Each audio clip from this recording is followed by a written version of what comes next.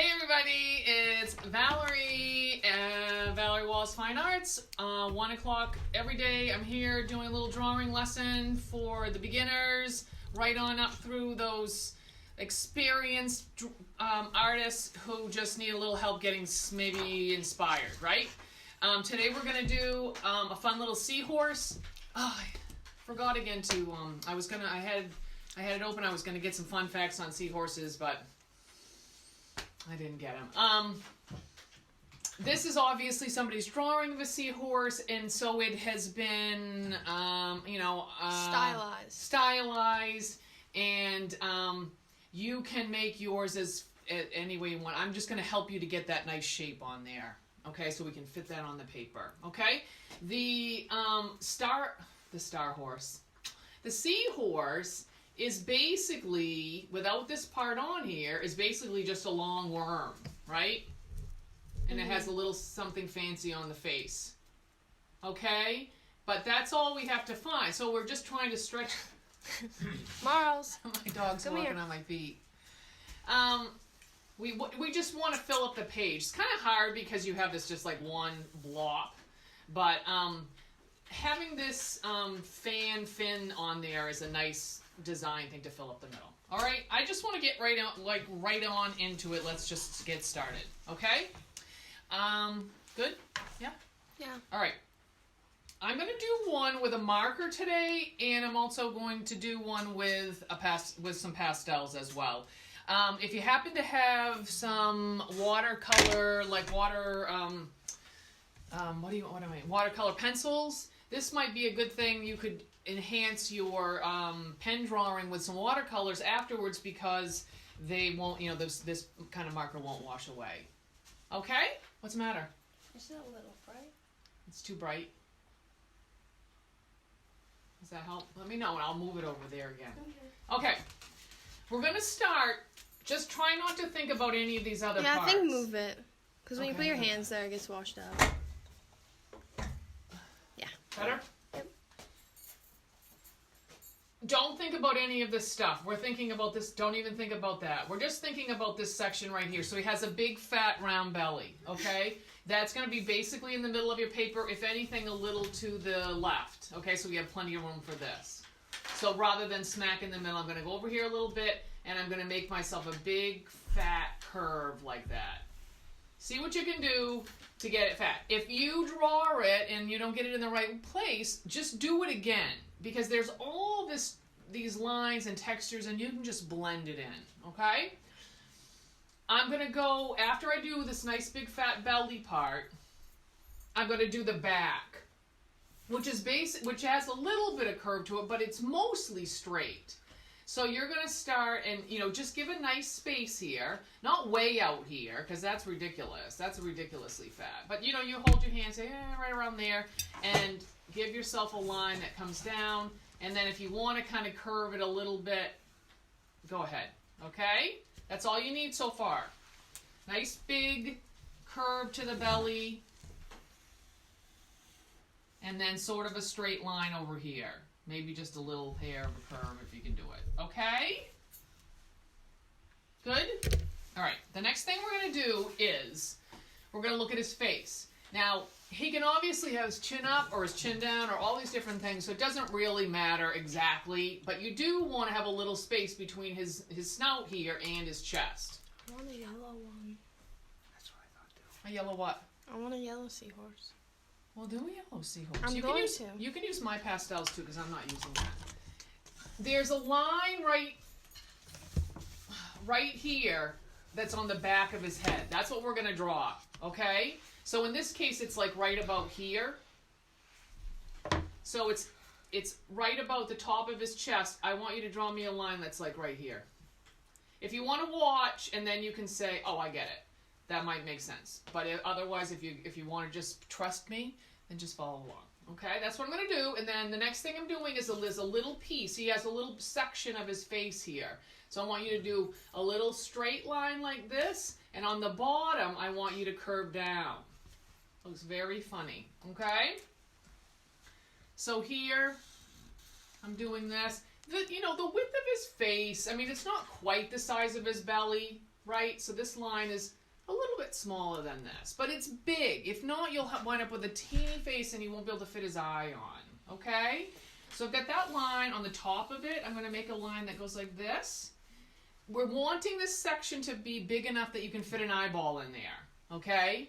So don't make it so, don't make this line so short that that won't happen, all right? So then you're having this piece like this, because he has a little jaw. All right, then I'm going to come, maybe I'll do it from the bottom. So I'm going to go like this, and I'm going to bring this way out like that. All right? I'm going to come down from the top of his head. It comes down quite a ways, right? And then it sort of scoops out to the front. So you're going to go way down. This snout thing is pretty skinny, and then you're going to bring it right out like that. All right? It's weird looking, but he's weird looking, so that's okay. But he's weird looking in a beautiful, sweet way, right? Right. Oops, this one I drooped it down a little bit. There we go. That's all right. Okay, before I forget, I know I'm going to take this marker and draw up here. I just can feel it happening. Okay, I want to make sure we have this eye. If you want to do, you know, I mean, no, obviously this is not what a seahorse's eye looks like. It does not have eyelashes like that, okay? But if you want to do one like in this drawing, what you do is you make yourself a big circle, okay? And then you take the circle and you just draw a line across like that. Then you have your eyelid, okay? If you want to do the color of the eye later or whatever, if you put it so that it's kind of like this, he'll be looking up a little bit maybe. Well, not too much. Okay, so you make a nice big circle and you divide that in half, and then you make a little, he's got that kind of sleepy eye look. All right, you maybe want a line that goes like this. I know it looks very cartoony right now, but it won't so much. Okay? All right. He has a couple of sort of fan-type gill things that happen on his head, and so, you know, you can really follow this one, or you can kind of make it your own. I'm going to take from the corner of his head here, I'm going to scoop the line that goes up like that, okay? And then I'm going to start at that, and I want it to be pointy, and I'm going to bring it down around like this. Okay, so he has this kind of gill thing. He has probably a little point on the other side, so I might have another little point like that. Okay? It's just sort of a little section here by his head. Okay? All right, so this right around here is where his throat is, on the other side of this gill. And that needs to connect to his chest, and you see how there's just kind of a curve right here. So you're going to come from here and you're going to round that around like that and make that connection, okay? On the top of his head, you're imagining this line, you know, in a sense is his, you know, the skull is going to go and connect right into his vertebrae. Vertebrate? Vertebrae. Vertebrae? Right? Spinal cord? Backbone? Vertebrae? I don't know. Okay, so we're going to go from here, and it's going to go through here, and then it's going to go out, and it's going to go over to there. Okay? Already looks better, doesn't it? Yes. Okay. Thank you, Daphne. I've got Daphne, my daughter, here with me today, and my husband got home from work because he had to go in to work at 2 o'clock in the morning. So Boo. He is home. Yeah. Because it was essential. It was essential today. Yeah, kind of. All right. Yeah, actually. This is probably good. That's a good thing. That Still could have done it at a different time. Okay. I myself would rather just work late at night and into the wee end hours, your not start in work the at wee 2. hours. Yeah. Yeah. Frequently. Yeah, I'm all about it. Okay. Now, we want to have this nice curly Q part here. Spiral. Okay? I'm going to give you, if you follow along, I'm going to give you a little hint so that it doesn't get muffed up. Okay? First thing we're going to do is we're going to do the back of him, this part right here. Okay? So if you don't look at anything else and you just sort of look at that, it doesn't go way out, right? It'll look weird if it does, but you just kind of scoop this piece out a little bit. So I'm going to take this and I'm going to go out like that. All right? Now, before I do the curlicue part, I'm going to start to connect these two together because it's going to get skinnier as it goes around. So I'm going to do that. So I'm going to bring this piece and I'm going to bring them in so it gets a little narrower. All right? We'll do that down here too. All right, so I'll go out like that, and I'm just going to get right down the bottom, and then I'm going to bring this guy over closer. Now, the thing is that you want to do the curly part with the line that's from his belly. You don't want to do it here because it gets very confusing when you go to connect it with the belly part. I don't know why, but it just does. You can try it, but... So I'm going to start here, and I'm going to loop them around like that, maybe. Okay? So use the one that's from the belly. And this is kind of a weird shape.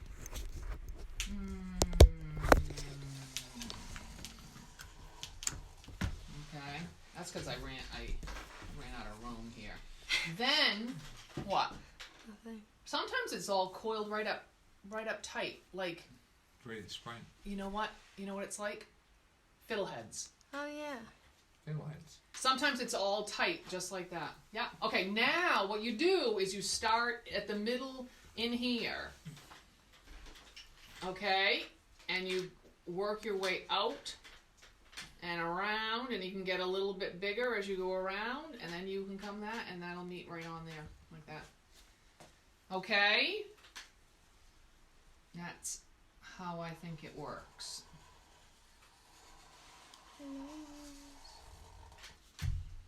All right. Good? Yep. Okay. We're going to put this fan part on here. All right? It's nice. I noticed that a lot of the seahorses actually don't even really have that fin on there, at least the ones I looked at. But some of them have a little blobby thing, but it is not this beautiful and fancy. So, if you don't want to put it on there, don't put it on there, and you'll be still authentic. What I'm going to do is I'm going to make one line that goes this way, and then pretty close to where it is, I'm going to make the other one that goes the other direction. Okay? Make these pretty. You can make this as big as you need to fill up the space a little bit to give it some balance. Okay? And what you do is you round this around. Okay? And then it has lots and lots of little divisions, okay? I don't know if you need that many, but what I'm going to do is this. What I find, instead of starting at the top and trying to work your way down the bottom, doing these like spokes type thing, is start in the middle and make one like this, okay? Then start at the back and bring one up and bring one down and just keep alternating until you filled it up as much as you've makes sense. Maybe for me, I'll make one more down here. Okay? Now you're going to take all of these lines and you're going to continue them past the line that's on the outside. Okay? Stick those little spokes out there. Make sense? So I'm going to do that here and here. I'm going to round it out. Go right in the middle. And then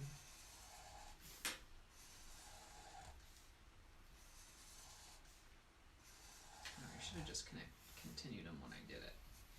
This one I'm making it too big for the size of the paper that I have, I guess. Okay, so part of the whole, aside from the basic shape of the seahorse, the worm, the like snout that looks a little bit like a horse and everything, is these little spikes that go off the back. That's kind of what makes it look like, and then it has little pieces of little rectangles all through the body. Okay, even they look a lot. I mean, they look totally different. They come in all kinds of crazy colors, but they all do have that little bit, and they do have these little rectangular bits. How it's broken up. So I think that's important enough to draw on there. So what I would do with the fin now that I have I'm going to do kind of the same thing on his back, is I'm going to put the lines first, and then I'm going to connect them with, ooh, crap. What'd you do? Well, I broke it. Oh. There we go. Crap. That's not what I meant to do. Okay, so I'm making a little scallop between each of these. Okay, so that's good practice because that's what we're going to do down his back. They don't have to come off his belly. I'm guessing it has something to do with, what is the word? The spine? It's like, guess what I'm talking about? No, well, maybe, but I'm thinking it has something to do with the water, going through the water, maybe ruddering it, you know, or like a tail on a kite or something like that. That you don't want them in the front. That's going to get in the way of the streamline. That's what I think. They go all the way down around here, but the important ones are at the top. So if you think you might get bored doing this, then just do them at the top, okay? So I'm going to go and I'm going to space out little spikes like that. Sure. Maybe a little bit closer together as I get down here. No, just like green water. Okay? And then, maybe now I will start with another color. I'm going to use lots of blues and greens in here. So I'm going to use one of the the darkest blue I've got. Okay? And I'm going to scoop between each of these little spikes like this.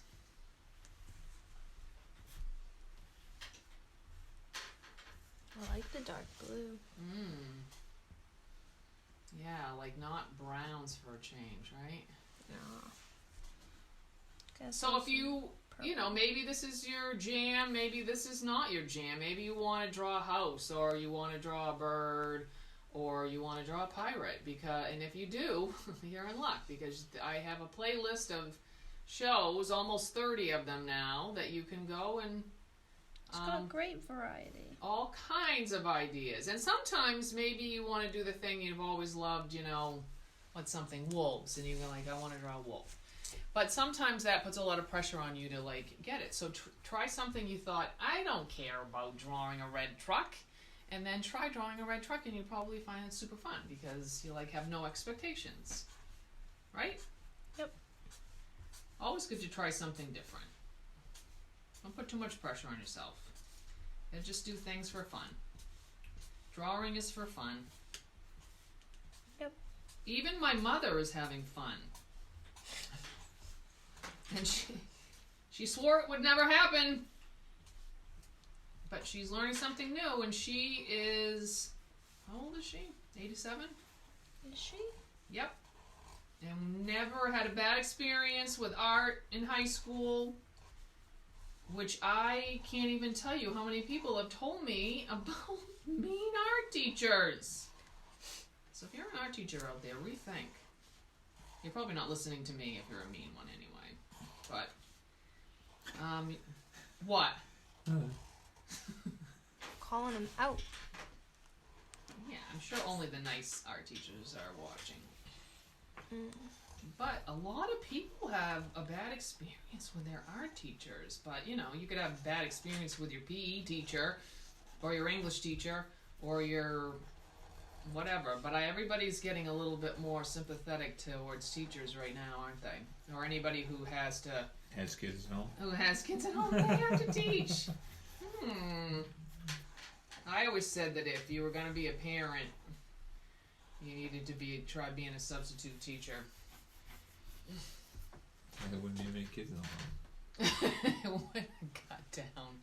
And like the time I had all my kids with me in the grocery store, and one of them had a baby accident all through all their clothes, and they were crazy and yelling and screaming, and the bag boy he was scared. I know he was going to be careful for a long time.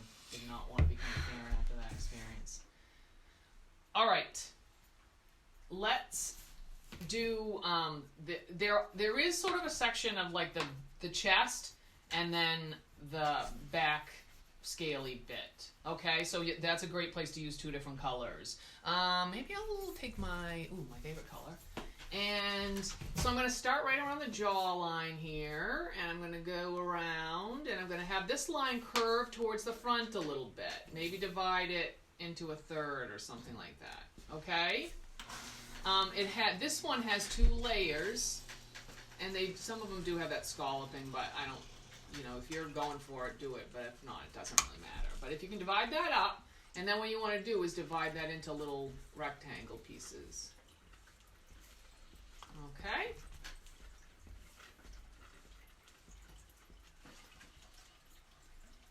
All kinds of my favorite colors in this picture. There we go. We're going around like that. Bring that down towards the tail. Divide it again. And then make some little things in there. So anytime you're getting tired of doing this texture type stuff on here, just skip it and start coloring things in. Okay? You know, only do as much of it as you enjoy, because you can just color it in. All right. It has another little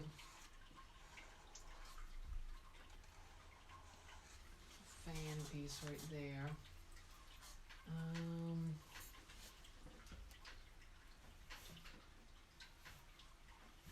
All right. I'm gonna get that eye in there. All right, and yeah, so it has. Oh, in these, I definitely want a nice piece that goes out long out of those.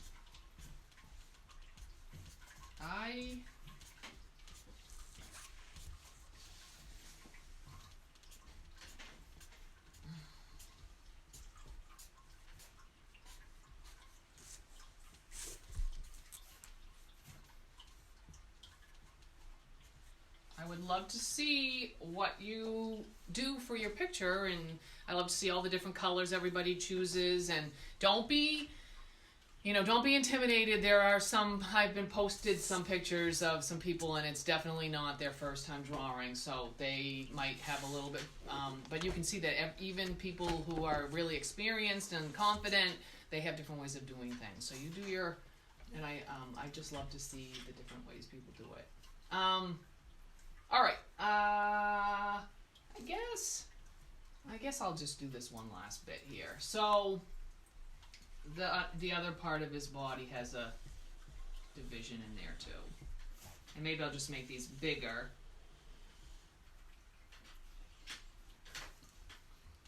I'm gonna start in here and come around. That'll make it easier, I think.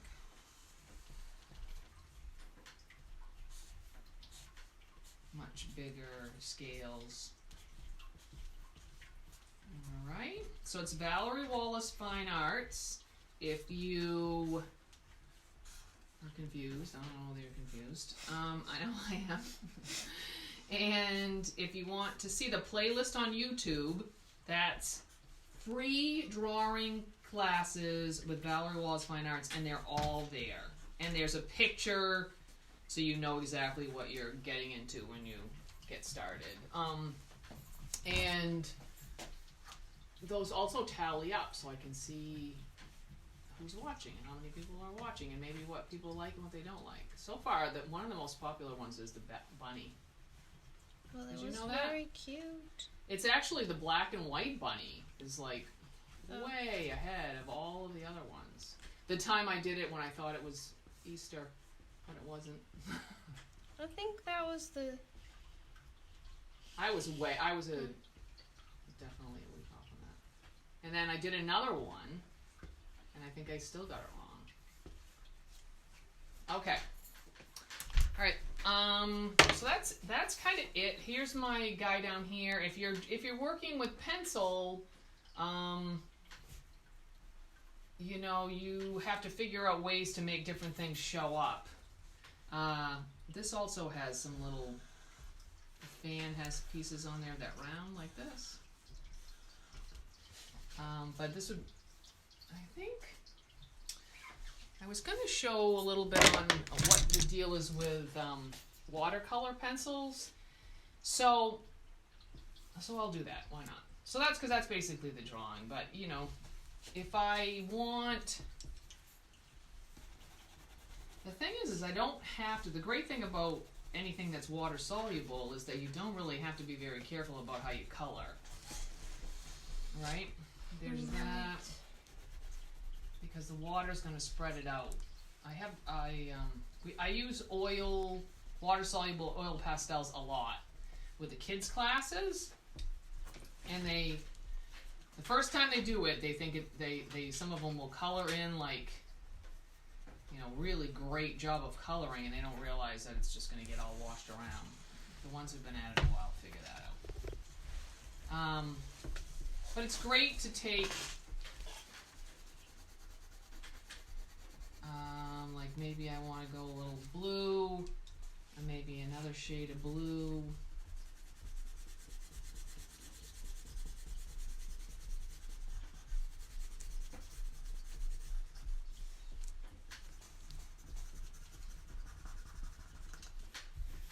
Maybe this thing.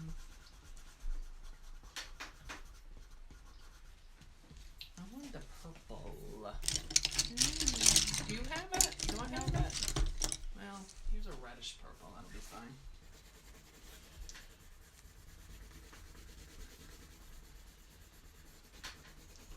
A lot of times people have, like, maybe somebody got you the kit for a gift. They know you're an artist, and so they get you the kit with all the markers and oil pastels and watercolor pencils and other stuff, and it looks so great. Unfortunately, if you want just even decent products, it would be so expensive, probably no one would buy it for you. So a lot of times the stuff isn't great, but it's a little tricky. You're not sure how to use it. But anything that's a pencil, whether it's a colored pencil or a watercolor pencil, is great for doing something a little smaller. You don't want to take a paper, like do a mural in your room with a colored pencil. You want... No, you don't. You want to be able to paint with a big brush if you're going to do something big. If you want to do pastels, which are kind of chunky and soft, or you want to, at least a piece of paper this big. If not something bigger. You don't want to, this is a hard thing to draw with unless you have really sharp ones, or you are really, careful or something. Would not be my thing to do. And if you're going to do cross hatching with a pen or whatever, work small. That helps. All right, so if I sketch on here a little bit with my colors, then what I do is I'm going to take my water and I can kind of paint in here, and the colors will mix a little bit. And you don't need a lot of water.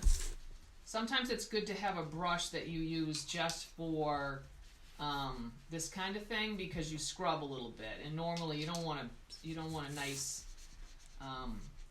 one of your nice brushes that you scrub around, or like if you're really nice and you're loaning your kids your stuff and you think, oh, they'll be careful with that,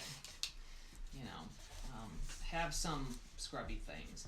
But you also can't expect your kid to be able to do something fine and careful on a painting with a brush that costed, well, I guess I'd buy them for $1, but I mean a really bad brush that comes with the pack of watercolors. It's just not fair, because you can't even do something like that. And they don't have to be expensive, but you have to have them small enough.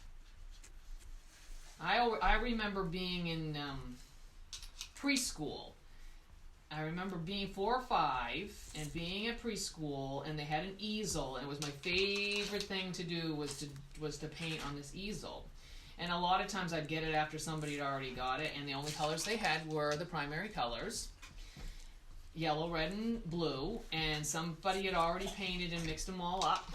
And I was always like, probably, I think accidentally I would figure, get myself some green once in a while or whatever, but they always had those great big fat brushes that had been dried, stuck, brushed down in a cup. And so they were all bent sideways like an old broom. And it's like you just couldn't paint anything careful with them, and I wanted to. That's what I wanted to do more than anything else at preschool, because I was shy and I didn't You were shy. I was very shy. And I felt like everybody knew each other and they all were like best friends and played together after school, and then I didn't know anybody, and you know. But see, that's fun. Blend those in there. What time is it? Oh, okay. So up here, I want to show you another little trick too. So I'll do a little coloring on here.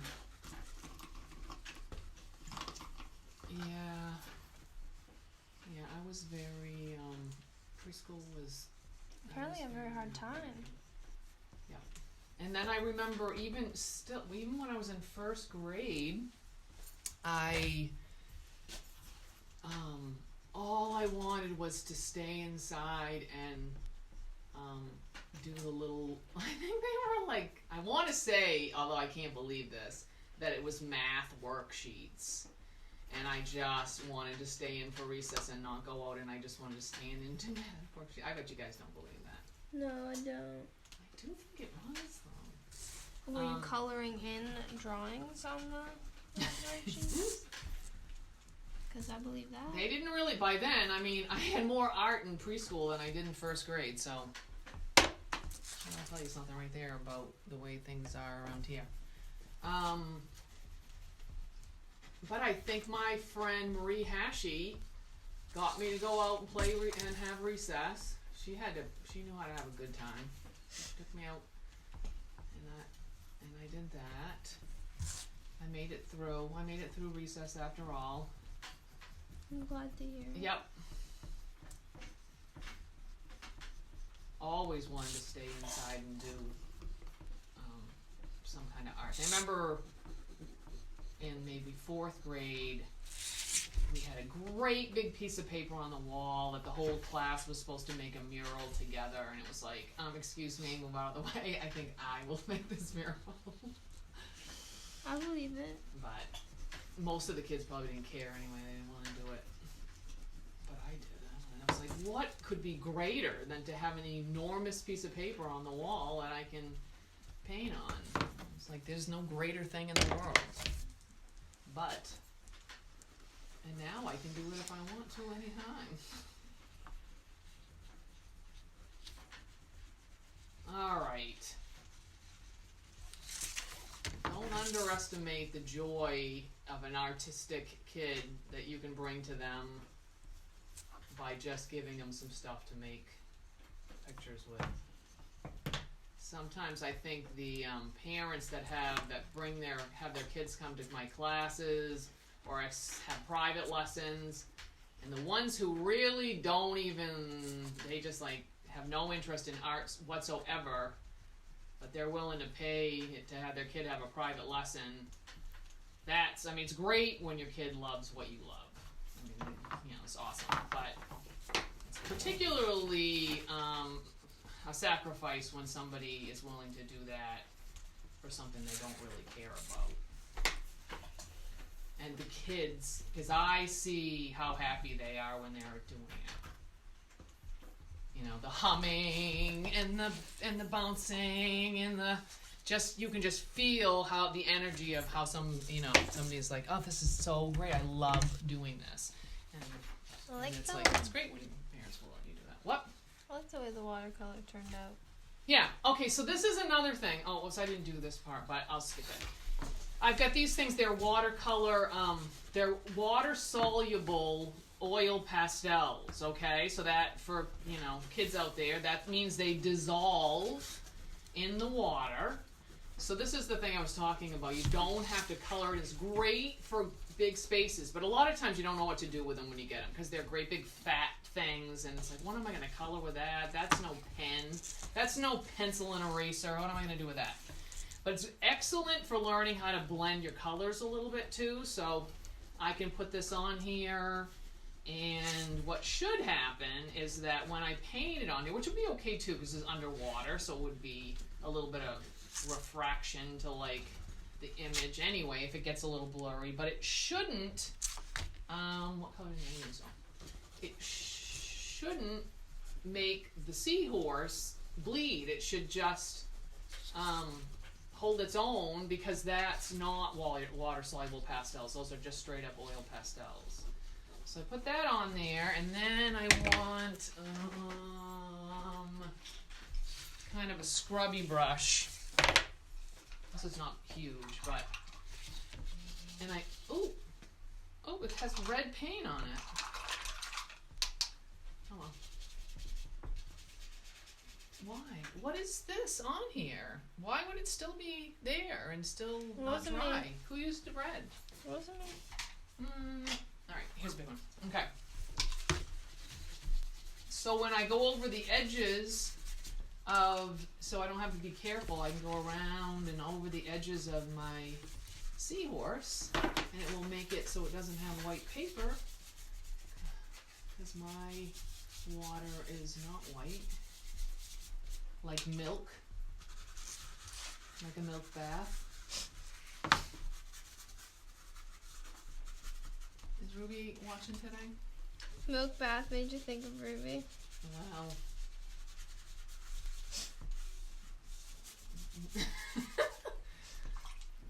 Maybe. In a roundabout way. Yeah. But not because Ruby has milk baths. I see your thought process. I don't know if she does. I've never, although I'm pretty sure if she did, I would know. Yes. All right, so see how that works? That's groovy. So groovy. 420, baby. Okay. Oh, it is 420. I forgot about saying the date. Oh, and it's important because it's 4/20/2020. And that's why it's important. Although that's going to happen 12 times this year, right? No. It'll be 4/20. It'll be 4/20. Well, not 4/20, but 5/20/2020. Yeah. 6/20/2020. Yeah. Okay, that's cool. I love it. I love all those even numbers. That's my thing. It's my jam. Even numbers. Mhm. Although I was like, this is going to be one of the greatest years ever because it's 2020. It's going to be the greatest year ever, and maybe it's still. I mean, it's a little precarious right now, but it could happen. It could turn out. Things could take a U-ey and hard. What does Calvin say? A Rhonda. All right. Sorry. Thank you. Oh, so let me show you what it looks like. Thank you very much for watching. I'll see you tomorrow at 1 o'clock.